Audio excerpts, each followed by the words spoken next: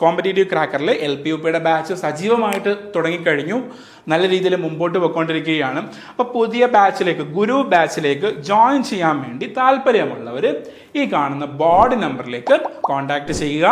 അപ്പോൾ ഞങ്ങളോടൊപ്പം ജോയിൻ ചെയ്യുക. ഇതുപോലെയുള്ള വീഡിയോസ്, നിങ്ങൾക്ക് ഈ വീഡിയോ ഇഷ്ടപ്പെട്ടിട്ടുണ്ടെങ്കിൽ തീർച്ചയായിട്ടും ലൈക്ക് ചെയ്യുക. Welcome to competitive cracker. ഞാൻ ഇർഷാദ് ഖാൻ.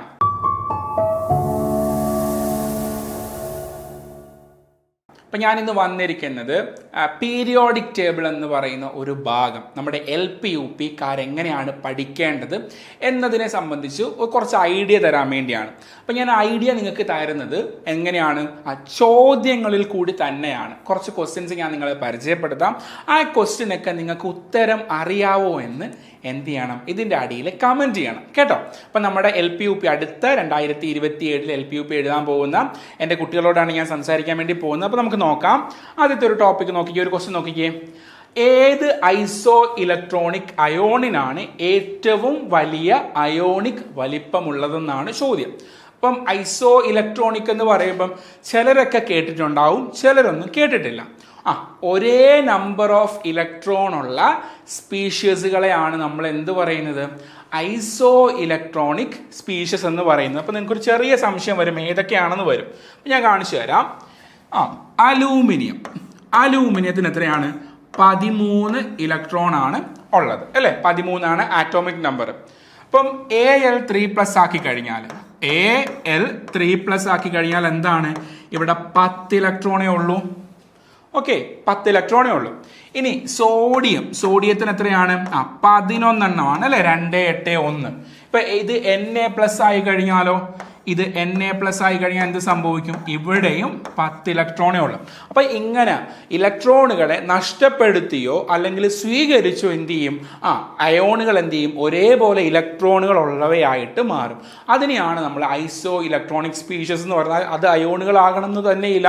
10 ആറ്റോമിക് നമ്പർ വരുന്ന ആരാണോ അവയും എന്താണ്, ഇതേ സെയിം ഇലക്ട്രോണുകളാണ് ഇവിടെയും ഉള്ളത്. അപ്പം ഇവിടെ നോക്കിക്കേ, ഇവിടെ നമുക്ക് ഒന്ന് Li+ ആണ്, അടുത്തത് ഹീലിയം ആണ്, അടുത്തത് ബെറീലിയം 2+ ആണ്, അടുത്തത് H- ആണ്. H-. ഓക്കെ, അപ്പോൾ ഇവിടെ ശ്രദ്ധിച്ചോണം, എവിടെയെങ്കിലും നമ്മുടെ ഇലക്ട്രോണിനെ ആൾക്കാർ, ഏതെങ്കിലും മൂലകം ഇലക്ട്രോണിനെ സ്വീകരിക്കുകയാണെങ്കിൽ എന്ത് പറ്റും? അവിടെ അയാൾക്ക് നെഗറ്റീവ് ചാർജ് വരും. നെഗറ്റീവ് ചാർജ് ആർക്കാണോ ഉള്ളത് അയാൾക്കായിരിക്കും എന്ത്, അയോണിക വലിപ്പം കൂടുതൽ ഇലക്ട്രോണിനെ സ്വീകരിക്കും തോറും അവയുടെ അയോണിക വലിപ്പം കൂടിക്കൊണ്ടേയിരിക്കും. അങ്ങനെയാണെങ്കിൽ ഇവിടെ ആർക്കാണ് നെഗറ്റീവ് ചാർജ് ഉള്ളത്? ഹീലിയത്തിനാണ് അല്ലെ? സോറി, ഹീലിയം അല്ല, ഇവിടുത്തെ ഹൈഡ്രജൻ ആണ് എന്ത്, നെഗറ്റീവ് ചാർജ് ഉള്ളതും അതുപോലെ തന്നെ അയോണിക വലിപ്പം കൂടുതലുള്ളതും. കാരണം നിങ്ങൾക്ക് മനസ്സിലായോ, ഹൈഡ്രജന്റെ അകത്ത് ഇവിടെ Hന്റെ അകത്ത് എന്താണ്, ഒരു ഇലക്ട്രോണേ ഉള്ളൂ. H- വരുമ്പോൾ എന്താണ്, ഒരു ഇലക്ട്രോണിന്റെ കൂടെ ഒരു ഇലക്ട്രോൺ കൂടി വരും. അപ്പൊ എന്താണ്, അവിടെ വലിപ്പം കൂടും. ഇലക്ട്രോണുകളുടെ എണ്ണം കൂടുമ്പം അയോണിക വലിപ്പം കൂടും. ഇത് തന്നെയാണ് ഇതിന്റെ അടിസ്ഥാനം. ഓക്കെ, ഇനി അടുത്ത ചോദ്യത്തിലേക്ക് പോവാം. അടുത്ത ചോദ്യം ഇച്ചിരി വലിയ ചോദ്യമാണ്. ഗ്രൂപ്പ് 2 താഴേക്ക് പോകുമ്പോൾ മൂലകങ്ങളുടെ ലോഹ സ്വഭാവത്തിന് എന്ത് സംഭവിക്കുന്നു? പീരിയോഡിക് ടേബിളിൽ നിന്നുള്ള ചോദ്യമാണ്.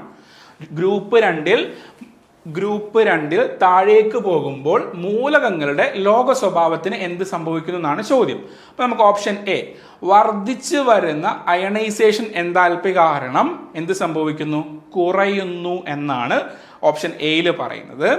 ഇനി ഓപ്ഷൻ ബിയിൽ കണ്ടോ, വർദ്ധിച്ചു വരുന്ന അയോണിക് വലിപ്പവും കുറഞ്ഞു വരുന്ന അയണൈസേഷൻ എൻതാൽപ്പിയും കാരണം കൂടുന്നു.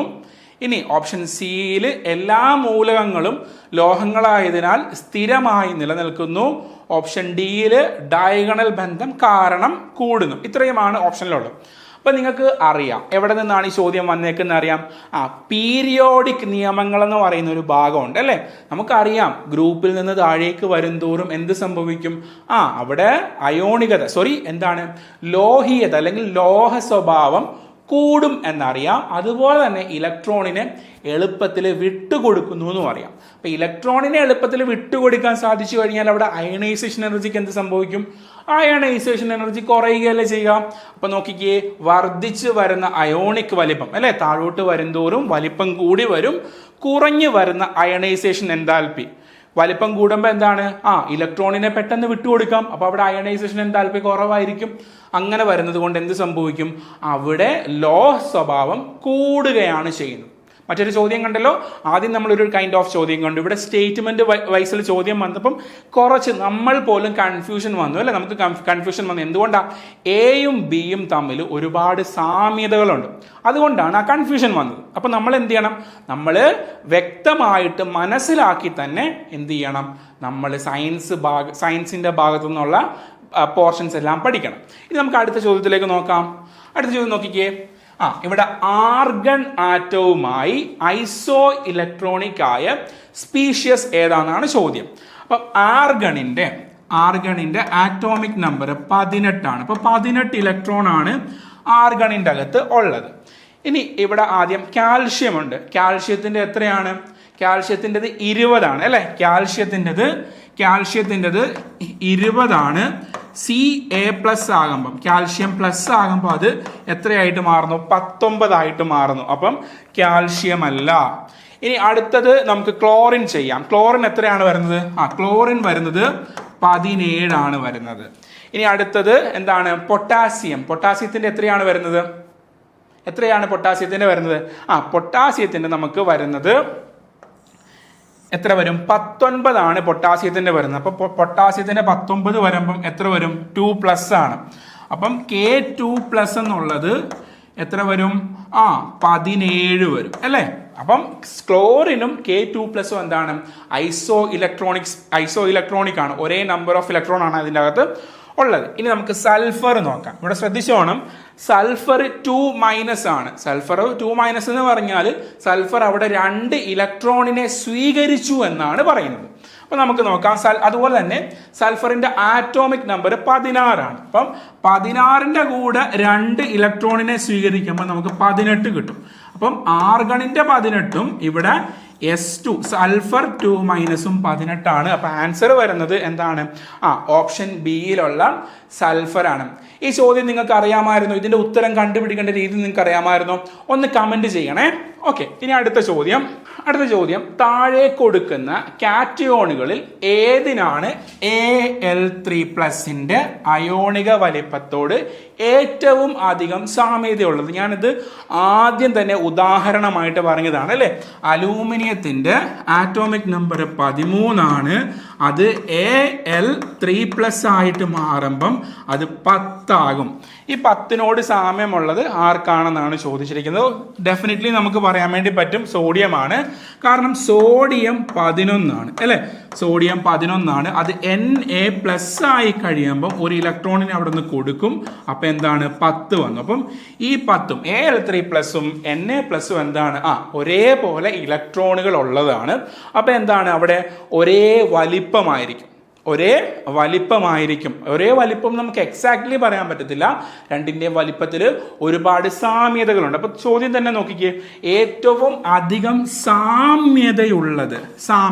സിമിലാരിറ്റി ഉള്ളത് ഏതാണ് എന്നാണ് ചോദിച്ചിരിക്കുന്നത്. നമുക്കിനി അടുത്ത ചോദ്യത്തിലേക്ക് കടക്കാം. ഓക്കെ, നോക്കിക്കേ. ആദ്യത്തെ മൂലകത്തിൽ നിന്ന് രണ്ടാമത്തെ മൂലകത്തിലേക്ക് പോകുമ്പോൾ ലോഹ സ്വഭാവം കുറയുന്നത് കാണിക്കുന്ന ജോഡി ഏതാണെന്നാണ് ചോദിച്ചിരിക്കുന്നത്. ഇവിടെ ലിഥിയവും സീസിയവും ഉണ്ട്. അതുപോലെ തന്നെ പൊട്ടാസ്യവും കാൽഷ്യവും ഉണ്ട്. ഓക്സിജനും സൾഫറും ഉണ്ട്. ക്ലോറിനും ബ്രോമിനും ഉണ്ട്. അപ്പം ലിഥിയവും സീസിയവും നമ്മൾ എടുത്തു കഴിഞ്ഞാൽ ഫസ്റ്റ് ഗ്രൂപ്പിൽ താഴേക്ക് പോകുന്ന എലമെന്റ് ആണ് ലിഥിയവും സീസിയവും. അപ്പൊ താഴോട്ട് പോകുന്തോറും എന്താ സംഭവിക്കുക? ലോഹ സ്വഭാവം കൂടുകയാണ് ചെയ്യുന്നത്. ഇനി ഇവിടെ നോക്കിക്കേ. രണ്ടാമത്തെ കേസ് പൊട്ടാസ്യവും കാൽഷ്യവുമാണ്. പൊട്ടാസ്യവും കാൽഷ്യവും വരുന്നത് പീരീഡിലാണ്. എനിക്ക് തോന്നുന്നു സെക്കൻഡ് പീരീഡിലോ തേർഡ് പീരീഡിലോ ആണ് ശരിക്കും വരുന്നത്. തേർഡ് പീരീഡിലാണ് പൊട്ടാസ്യവും കാൽഷ്യവും വരുന്നത്. അപ്പൊ പീരീഡിൽ പോകുമ്പം എന്ത് സംഭവിക്കും? പീരീഡിൽ പോയി കഴിയുമ്പം എന്താണ്? ലോഹ സ്വഭാവം കുറയുകയാണ് ചെയ്യുന്നത്. ഇനി ഓക്സിജനും സൾഫറും എന്താണ്? ഓക്സിജനും സൾഫറും ഗ്രൂപ്പിൽ 16ാമത്തെ ഗ്രൂപ്പിൽ താഴേക്ക് പോകുന്നതാണ് ഓക്സിജനും സൾഫറും. ഇനി 17ാമത്തെ ഗ്രൂപ്പിലാണ് ക്ലോറിനും ബ്രോമിനും വരുന്നത്. ക്ലോറിൻ കഴിഞ്ഞിട്ട് ബ്രോമിനാണ് വരുന്നത്. അപ്പൊ ഇവിടെ 3 ഓപ്ഷനുകളിൽ എന്താണ് ഡൗൺ ദ ഗ്രൂപ്പാണ് എലമെന്റ്സിനെ അറേഞ്ച് ചെയ്തിരിക്കുന്നത്. അതേസമയം ഓപ്ഷൻ ബിയിൽ അക്രോസ് ദ പീരീഡ് ആണ്, പീരീഡിലേക്കാണ് എന്ത് ചെയ്തിരിക്കുന്നത് എലമെന്റ്സിനെ അറേഞ്ച് ചെയ്തിരിക്കുന്നത്. അപ്പൊ നമുക്ക് ഓപ്ഷൻ ബി ആണ് എന്ത് പീരീഡിലേക്ക് പോകും തോറും ലോഹ സ്വഭാവത്തിന് കുറച്ചിൽ സംഭവിക്കുന്നത് കൊണ്ട് നമുക്ക് ഇവിടെ നിന്ന് എന്താണ് ധൈര്യമായിട്ട് ഓപ്ഷൻ ബി തിരഞ്ഞെടുക്കാം. ചോദ്യം വന്ന രീതി കണ്ടോ, നമ്മൾ പഠിച്ചു വെക്കും. എങ്ങനെയാണ് നമ്മൾ പഠിച്ചു വെക്കുന്നത്? പീരീഡിലെ ഗ്രൂപ്പിലേക്ക് ലോഹ സ്വഭാവം കൂടുന്നു, പീരീഡിലേക്ക് ലോഹ സ്വഭാവം കുറയുന്നു. ഇത്രയുമാണ് നമ്മൾ സാധാരണഗതിയിൽ പഠിച്ചു വെക്കാറ്. പക്ഷെ ചോദ്യത്തിന്റെ ക്ലാസ് കണ്ടോ, എത്ര നല്ല ചോദ്യമാണ്, എത്ര ലെവൽ കൂടിയ ചോദ്യമാണിത് അല്ലേ. എത്ര പഠിച്ചിട്ട് പോയാലും നമ്മളെ ഒന്ന് കൺഫ്യൂസ് ചെയ്യിക്കും. പക്ഷെ പീരിയോഡിക് ടേബിളിൽ ഓരോ മൂലകങ്ങളുടെയും സ്ഥാനം കൃത്യമായിട്ട് അറിയാവുന്നവർക്ക് എന്താണ് ഇത് ചെയ്യാൻ വേണ്ടി സാധിക്കും, വലിയ പ്രയാസമില്ലാതെ. നിങ്ങൾ കഴിഞ്ഞ തവണത്തെ LP-UPയിൽ ഒരു ചോദ്യം ഉണ്ടായിരുന്നു, അലൂമിനിയം ഉത്തരം വരുന്നത്, അതായത് ട്രാൻസിഷൻ എലമെന്റ്സ് അല്ലാത്ത മൂലകം ഏതെന്ന് പറഞ്ഞ് ചോദിച്ചിരുന്നു. ബട്ട് ഡെഫിനറ്റ്ലി പീരിയോഡിക് ടേബിൾ എന്ന് പറയുന്നത് ഒരു പ്രൈം ഫോക്കസ് ഏരിയയാണ്. നമുക്ക് അതിൻ്റെ അകത്തുനിന്ന് മൂലകങ്ങളുടെ സ്ഥാനം പഠിക്കാനുണ്ട്, അതുപോലെ തന്നെ പീരിയോഡിക് നിയമം പഠിക്കാനുണ്ട്. പീരിയോഡിക് നിയമവും മൂലകവും പഠിച്ചു കഴിഞ്ഞാൽ തന്നെ നമുക്ക് എന്താണ് ഏകദേശം കെമിസ്ട്രിയുടെ നല്ല ശതമാനം കാര്യങ്ങൾ നമുക്ക് ചെയ്യാൻ വേണ്ടി പറ്റും. അവിടെ നിന്നാണ് നമ്മൾ ലോഹങ്ങളിലേക്കും അലോഹങ്ങളിലേക്കും എല്ലാം തന്നെ എന്ത് ചെയ്യുന്നത് അടുത്ത ഘട്ടത്തിലേക്ക് നമ്മൾ പഠിച്ചു പോകുന്നത്. അപ്പൊ പീരിയോഡിക് ടേബിള് നല്ല രീതിയിൽ പഠിക്കുക എന്നത് നമ്മുടെ ആവശ്യമാണ്. ഓക്കെ, ഇനി അടുത്ത ചോദ്യത്തിലേക്ക് പോകാം. നോക്കിക്കേ, ഒരു മൂലകത്തിന്റെ ആദ്യത്തെയും രണ്ടാമത്തെയും അയണൈസേഷൻ എൻതാൽപ്പികൾ തമ്മിലുള്ള വലിയ വ്യത്യാസം സൂചിപ്പിക്കുന്നത് ആ മൂലകം ഏത് കുടുംബത്തിൽ പെട്ടതാണെന്നാണ് ചോദിച്ചിരിക്കുന്നത്. അതായത് ഒരു ഗ്രൂപ്പില് അയണൈസേഷൻ എൻതാൽപ്പി, ഫസ്റ്റ് അയണൈസേഷൻ എൻതാൽപ്പിയും സെക്കൻഡ് അയണൈസേഷൻ എൻതാൽപ്പിയും തമ്മിൽ നല്ല ഡിഫറൻസ് ഉണ്ട്. അങ്ങനെയാണെങ്കിൽ അത് ഏത് ഗ്രൂപ്പാണെന്നാണ് ചോദിച്ചിരിക്കുന്നത്. അപ്പം ഇവിടെ ഹാലജൻ വരുമ്പോൾ നോക്കുക, പി സബ്ഷെല്ലിലാണ് ഇലക്ട്രോണുകൾ എന്ത് ചെയ്യുന്നത് അവസാനിക്കുന്നത്, പി സബ്ഷെല്ലിലാണ്. അപ്പൊ ഫസ്റ്റ് അയണൈസേഷൻ എൻതാൽപ്പിയും സെക്കൻഡ് അയണൈസേഷൻ എൻതാൽപ്പിയും അവിടെ നടക്കുന്നത് പിയിൽ നിന്ന് തന്നെയാണ് ആദ്യത്തെ ഇലക്ട്രോണിനെ റിമൂവ് ചെയ്യുന്നത്, രണ്ടാമത്തെ ഇലക്ട്രോണിനെ റിമൂവ് ചെയ്യുന്നതും എവിടെയാണ് പിയിൽ നിന്ന് തന്നെയാണ് വരുന്നത്.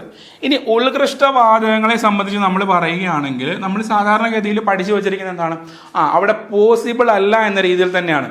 ഇനി പോസിബിൾ ആണ് എന്ന് തന്നെ വിചാരിക്കുക. അങ്ങനെ വരുമ്പോഴും എന്താണ് അവിടെയും ഫില്ലിങ് നടക്കുന്നത് പി ബ്ലോക്കിൽ തന്നെയാണ്. അപ്പം അവിടെയും ആദ്യത്തെയും രണ്ടാമത്തെയും ഇലക്ട്രോണിനെ റിമൂവ് ചെയ്യുന്നത് പിയിൽ നിന്നായതുകൊണ്ട് തന്നെ ഫസ്റ്റും സെക്കൻഡും തമ്മിൽ വലിയ വ്യത്യാസം വരുന്നില്ല. ഇനി നോക്കിക്കേ, ആൽക്കലൈൻ എർത്ത് ലോഹങ്ങളാണ്. ആൽക്കലൈൻ എർത്ത് ലോഹങ്ങളുടെ കേസിൽ 2 ഇലക്ട്രോണും S2-ലാണ് അവിടുത്തെ ഫില്ലിങ് പൂർത്തിയാകുന്നത്, S2-ല്. അപ്പം എന്താണ് ഇവിടെ നിന്ന് ആദ്യത്തിൽ നിന്ന് റിമൂവ് ചെയ്ത് കഴിഞ്ഞാൽ അടുത്തതും S-ൽ നിന്ന് തന്നെയാണ് റിമൂവ് ചെയ്യുന്നത്. ഇനി അതേസമയം ആൽക്കലി ലോഹങ്ങളിലേക്ക് നോക്കിക്കേ, ആൽക്കലി ലോഹങ്ങളിലേക്ക് ആദ്യത്തത് S-ൽ നിന്ന് റിമൂവ് ചെയ്യും, N+1 S-ൽ നിന്ന് റിമൂവ് ചെയ്ത് കഴിഞ്ഞാൽ അടുത്തത് എന്താണ് NP-ൽ നിന്നാണ് റിമൂവ് ചെയ്യുന്നത്. അപ്പം 2 ഡിഫറെന്റ് സബ്ഷെല്ലിൽ നിന്നാണ് എവിടെ നമ്മുടെ ആൽക്കലി ലോഹങ്ങളിൽ ഇലക്ട്രോണിനെ റിമൂവ് ചെയ്യുന്നത്. അപ്പം അയണൈസേഷൻ എനർജി എന്തായിരിക്കും, ഫസ്റ്റ് ആദ്യത്തെ അയണൈസേഷൻ എൻതാൽപ്പിയും രണ്ടാമത്തെ അയണൈസേഷൻ എൻതാൽപ്പിയും ഇവിടെ എന്താണ് ഡിഫറെന്റ്, 2 വ്യത്യസ്തമായിട്ടുള്ള സബ്ഷെല്ലിൽ നിന്നായതുകൊണ്ട് എന്ത് ചെയ്യും നല്ല വ്യത്യാസം നമുക്ക് അവിടെ അനുഭവപ്പെടും. അതുകൊണ്ട് ഇവിടെ ഉത്തരം വരുന്നത് എന്താണ് ആൽക്കലി ലോഹങ്ങളാണ്. എന്താണ് അവിടെ ഇലക്ട്രോൺ വിന്യാസത്തിൽ നിന്നാണ് ചോദ്യം. ഇലക്ട്രോൺ വിന്യാസം നമുക്ക് എന്ത് ചെയ്യണം വ്യക്തമായിട്ട് പഠിക്കേണ്ടതായിട്ട് ആവശ്യമുണ്ട്. ഓക്കെ, നമ്മൾ ഔഫ്ബ പ്രിൻസിപ്പിള് പഴയ 10ാം ക്ലാസ്സിന്റെ നമ്മൾ ഇങ്ങനെ പഠിക്കുന്നുണ്ടായിരുന്നു. അവിടെ നിന്നാണ് ഈ ചോദ്യം വന്നിരിക്കുന്നത്. ഓക്കെ, ഇനി അടുത്ത ചോദ്യം നോക്കുക. ന്യൂട്രൽ Na ആറ്റത്തേക്കാൾ എന്തുകൊണ്ടാണ് Na+ അയോണിന് വലിപ്പം വളരെ കുറവായിരിക്കുന്നത്? നമ്മൾ ആദ്യം പറഞ്ഞതാണ് എന്താണ് ഇലക്ട്രോണിനെ വിട്ടുകൊടുത്തു കഴിഞ്ഞാൽ എന്ത് സംഭവിക്കും, പോസിറ്റീവ് ചാർജ് കിട്ടും. അപ്പം പോസിറ്റീവ് ചാർജ് ആണെങ്കിൽ അവിടെ എന്താണ് വലിപ്പം കുറവായിരിക്കും. അതിന് കാരണം എന്താണെന്നാണ് ചോദിച്ചിരിക്കുന്നത്. സോഡിയത്തിനെ അപേക്ഷിച്ച് Na+ന് കുറഞ്ഞ ഫലപ്രദമായ ന്യൂക്ലിയർ ചാർജ് ആണ് ഉള്ളത്. അപ്പം സോഡിയത്തിനെ അപേക്ഷിച്ച് Na+ന് കുറഞ്ഞ ന്യൂക്ലിയർ ചാർജ് എന്നാണ് പറയുന്നത്. അത് തെറ്റാണ്. എന്തായിരിക്കും സോഡിയത്തിനെക്കാട്ടിലും കൂടിയ എഫക്റ്റീവ് ന്യൂക്ലിയർ ചാർജ് Na+നായിരിക്കും എന്നുള്ള കാര്യം ശ്രദ്ധിക്കുക. Na+ അയോൺ അതിന് തൊട്ടു മുമ്പുള്ള ഉത്കൃഷ്ടവാതകവുമായി ഐസോ ഇലക്ട്രോണിക് ആണ്. പൊട്ട തെറ്റായിട്ടുള്ള ഓപ്ഷനാണത്. ഇനി ഓപ്ഷൻ സി നോക്കിക്കേ, എൻഎയിൽ നിന്ന് ഒരു ഇലക്ട്രോൺ നഷ്ടപ്പെടുമ്പോൾ ഇലക്ട്രോൺ ഷെല്ലുകളുടെ എണ്ണം കുറയുന്നു. അതും തെറ്റാണ്. ഓപ്ഷൻ ഡി നോക്കിക്കേ, Na+ന് ന്യൂക്ലിയർ ചാർജ് ടു ഇലക്ട്രോൺ അനുപാതം കൂടുതൽ ആയതിനാൽ ഫലപ്രദമായ ന്യൂക്ലിയർ ചാർജ് കൂടുന്നു. അപ്പം എവിടെയെങ്കിലും വലിപ്പത്തെ സംബന്ധിച്ച്, അതായത് കാറ്റയോണുകളുടെ വലിപ്പത്തെ സംബന്ധിച്ച് ചോദിക്കുകയാണെങ്കിലും ആനയോണുകളുടെ വലിപ്പത്തെ സംബന്ധിച്ച് ചോദിക്കുകയാണെങ്കിലും അവിടെ എന്താണ്, അവിടെ സഫല ന്യൂക്ലിയർ ചാർജ് അല്ലെങ്കിൽ ഫലപ്രദമായ ന്യൂക്ലിയർ ചാർജ് എന്ന് പറയുന്ന ഒരു ആശയം കൂടി അവിടെ ഉൾപ്പെടുത്തേണ്ടതായിട്ടുണ്ട്. സഫല ന്യൂക്ലിയർ ചാർജ് കുറയും തോറും എന്ത് സംഭവിക്കും? നമ്മുടെ അയോണിന്റെ വലിപ്പം കൂടുകയും അത് കൂടും തോറും അയോണിന്റെ വലിപ്പം കുറയുകയുമാണ് ചെയ്യുന്നത്. അപ്പൊ ആ പോയിന്റ് ആണ് നമുക്ക് വരുന്നത്. അപ്പോൾ ഓപ്ഷൻ ഡി ആണ് നമ്മുടെ ആൻസർ ആയിട്ട് വരുന്നത്. അപ്പൊ നമുക്ക് അടുത്ത ഒരു ചോദ്യം നോക്കാം. 3-ാം പീരീഡിലെ മൂലകങ്ങളിൽ ഏത് മൂലകമാണ് ഏറ്റവും ഉയർന്ന ലോഹ സ്വഭാവം കാണിക്കുന്നതെന്നാണ് ചോദ്യം. 3-ാം പീരീഡിൽ. അപ്പൊ 3-ാം പീരീഡ് ഈ മൂലകങ്ങളെല്ലാം തന്നെ 3-ാം പീരീഡിൽ നിന്നാണ് ചോദിച്ചിരിക്കുന്നത്. അപ്പം ഏതാണ്? നമുക്കറിയാം അല്ലെ, സോഡിയം. ഫസ്റ്റ് ഗ്രൂപ്പിൽ വരുന്നത് സോഡിയമാണ്. ആ സോഡിയം ആണ് ഇവിടെ എന്ത് ചെയ്യുന്നത്, ഏറ്റവും കൂടുതൽ ലോഹ സ്വഭാവം കാണിക്കുന്നത്. 3-ാം ഗ്രൂപ്പില് ഡിഫറെന്റ് ആയിട്ടുള്ള എലമെന്റ്സ് ഉണ്ട്. ഇത് സെക്കൻഡ് ഗ്രൂപ്പിലാണ് വരുന്നത്, ഇത് ഫസ്റ്റ് ഗ്രൂപ്പിൽ വരും, ഇത് 13-ാമത്തെ ഗ്രൂപ്പിൽ വരും, ഇത് 14-ാമത്തെ ഗ്രൂപ്പിൽ വരും. അപ്പം സിലിക്കന്റെ കാര്യത്തിൽ സംശയമുണ്ട്. അപ്പൊ സിലിക്കന്റെ ഗ്രൂപ്പ് ഞാൻ പറയുന്നില്ല. അപ്പൊ ഈ 4 ഓപ്ഷനിൽ ഫസ്റ്റ് ഈ ഒരേ പീരീഡിലുള്ള 4 മൂലകങ്ങളാണ്. അതിൻ്റെ അകത്ത് ഏറ്റവും ലെഫ്റ്റിലെ ഗ്രൂപ്പിൽ നിന്ന് വരുന്നത് ആരാണോ അയാൾക്കാണ് എന്ത് സംഭവിക്കുന്നത്, മെറ്റാലിക് ക്യാരക്ടർ ഏറ്റവും കൂടുതലായിട്ട് ഉള്ളത്. മെറ്റാലിക് ക്യാരക്ടർ അല്ലെങ്കിൽ ലോഹ സ്വഭാവം ഏറ്റവും കാര്യമായിട്ട് പ്രകടിപ്പിക്കുന്നത്. ഇതും ചോദ്യം എങ്ങനെയാണ്? ചോദ്യം നമ്മൾ പഠിച്ചു വച്ചിരിക്കുന്നത് ഇടതുവശത്തേക്ക് വരുമ്പോൾ ലോഹ സ്വഭാവം കൂടുന്നു. പക്ഷെ ഇവിടെ ചോദിച്ചതോ അപ്പൊ നമുക്ക് ഇങ്ങനെയുള്ള ചോദ്യങ്ങൾ അഡ്രസ്സ് ചെയ്യണമെങ്കിൽ, അഭിമുഖീകരിക്കണമെങ്കിൽ നമ്മൾ തീർച്ചയായിട്ടും ഒരു 30-ാമത്തെ ആറ്റോമിക് നമ്പർ വരെയുള്ള മൂലകങ്ങളുടെ സ്ഥാനം വ്യക്തമായിട്ട് പഠിക്കുക തന്നെ ചെയ്യണം. അത് നമ്മൾ പരീക്ഷയുടെ തലേന്ന് പോയി നോക്കിക്കഴിഞ്ഞാൽ പ്രയോജനമില്ല. നമുക്ക് ഇനിയും കുറച്ച് കാലമുണ്ട് അല്ലെ, LP-UP പരീക്ഷയ്ക്ക് കുറച്ച് കാലമുണ്ട്. അപ്പം ആ സമയം കൊണ്ട് എന്ത് ചെയ്യാം, നമുക്ക് ഒരു ദിവസം ഒരു 2 മൂലകങ്ങളുടെ പൊസിഷൻ പഠിച്ചു കഴിഞ്ഞാൽ നമുക്ക് പക്കായിട്ട് വേണമെങ്കിൽ പീരിയോഡിക് ടേബിൾ മൊത്തവും നമുക്ക് പഠിക്കാം, ഓരോ മൂലകത്തിൻ്റെയും പൊസിഷൻ. കാരണം നമുക്ക് ഇവിടെ വേണ്ട ഇന്റലിജൻസ് ഏതാ? സ്പേഷ്യൽ ഇന്റലിജൻസ് ആണ്. അപ്പം അങ്ങനെ സമയമെടുത്ത് കൊണ്ട് തന്നെ പഠിച്ചു കഴിഞ്ഞാൽ നമുക്ക് അതിൻ്റെ കോൺഫിഡൻസ് എന്ന് പറയുന്നത് വേറൊരു ലെവലാണ്. അത്രയും കോൺഫിഡൻസ് ആണെങ്കിൽ തീർച്ചയായിട്ടും നമുക്ക് എന്ത് ചെയ്യാൻ പറ്റും, ആദ്യത്തെ 10-ലോ 5-ലോ ഒക്കെ കയറി വരാൻ പറ്റും. കാരണം സയൻസിൻ്റെ അകത്ത് കെമിസ്ട്രി എന്ന് പറയുന്ന പോർഷൻ നമ്മുടെ കയ്യിൽ നിൽക്കും നമുക്ക് ഉറപ്പാണ് അങ്ങനെയാണെങ്കിൽ. ഓക്കെ, കെമിസ്ട്രിന്ന് എത്ര മാർക്കാണ്? 7 മാർക്ക് സ്റ്റാറ്റിക് പോർഷനിൽ നിന്നും 2 മാർക്ക് കറണ്ട് അഫയേഴ്സിൽ നിന്നുമാണ് അല്ലേ. നമുക്ക് അടുത്ത ചോദ്യത്തിലേക്ക് പോവാം. അടുത്തൊരു ചോദ്യം എന്താണ്? മൂലകങ്ങളുടെ ഏത് ജോഡിയാണ് ഡയഗണൽ ബന്ധം പ്രകടിപ്പിക്കുന്നതെന്നാണ് ചോദിച്ചിരിക്കുന്നത്. അപ്പം ഡയഗണൽ ബന്ധം നമുക്ക് പഠിക്കാനുണ്ട്. ഇവിടെ ശ്രദ്ധിക്കുക, ആരൊക്കെ തമ്മിലാണ് ഡയഗണൽ ബന്ധം? ഇവിടെ നമുക്കറിയാം സോഡിയവും പൊട്ടാസ്യവും ഡയഗണൽ അല്ല, ലിഥിയവും ബെറീലിയവും ഡയഗണൽ അല്ല, ബോറോണും അലൂമിനിയം ഡയഗണൽ അല്ല, ലിഥിയവും മഗ്നീഷ്യവുമാണ്. ലിഥിയവും മഗ്നീഷ്യവും ഡയഗണൽ മൂലകങ്ങളാണ്. അപ്പൊ അതുപോലെ തന്നെ ബാക്കി എന്ത് ചെയ്യുക, ബാക്കി ആരൊക്കെയാണ് വരുന്നത്? ഇപ്പം ഇവിടെ അലൂമിനിയവും ബെറീലിയവും ഡയഗണൽ റിലേഷൻഷിപ്പ് കാണിക്കുന്നതാണ്. അതുപോലെ തന്നെ ലിഥിയവും മഗ്നീഷ്യവുമാണ്. അപ്പം അതിൻ്റെ ബാക്കി മൂലകങ്ങൾ ഏതൊക്കെയാണെന്ന് പഠിക്കേണ്ടതായിട്ടുണ്ട്. കാരണം ഇങ്ങനെ ചോദ്യം വരാമല്ലോ, നല്ല ചോദ്യമല്ലേ. അപ്പം അങ്ങനെ വ്യക്തമായിട്ട് പഠിക്കുക തന്നെ ചെയ്യണം. ഇനി അടുത്ത ചോദ്യത്തിലേക്ക് പോവാം. ഇവിടെ ശ്രദ്ധിച്ചോണം, താഴെ നൽകിയിട്ടുള്ളവയിൽ